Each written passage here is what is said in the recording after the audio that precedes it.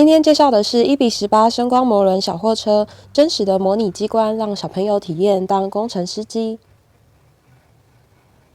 这款玩具车它的外包装是开窗式的设计，然后我们可以看到它整体玩具车的大小，还有它的颜色。那它有提到是3岁或3岁以上的小朋友可以适合玩这样子的玩具车，然后它是一个惯性的一个行驶。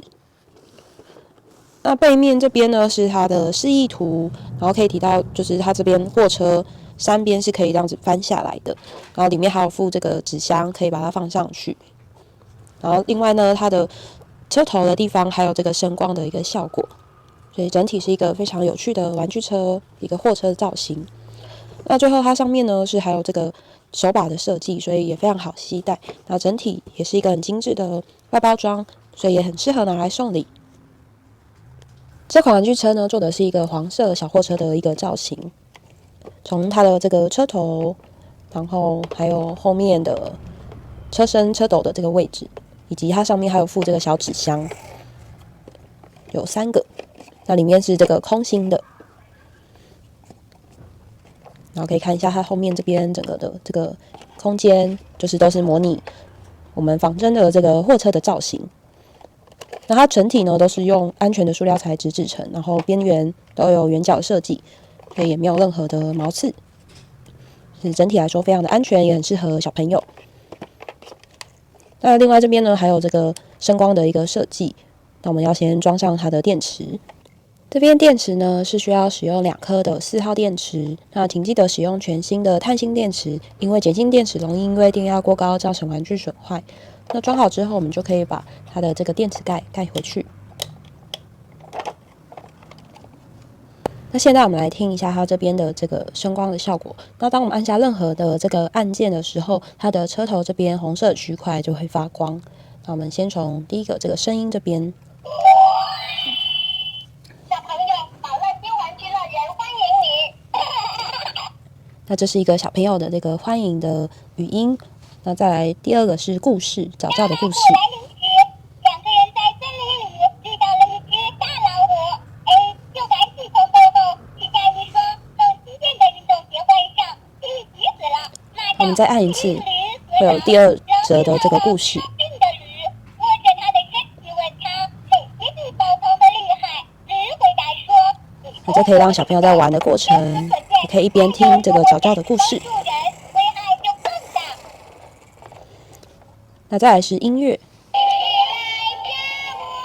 是早教的这个音乐歌曲。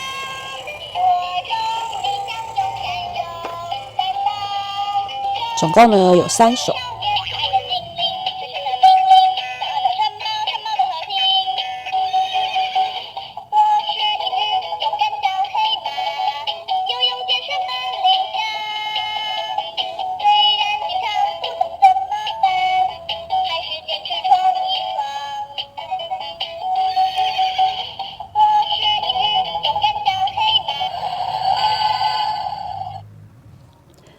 再来最后这个启动按钮是这个汽车启动的这个音效，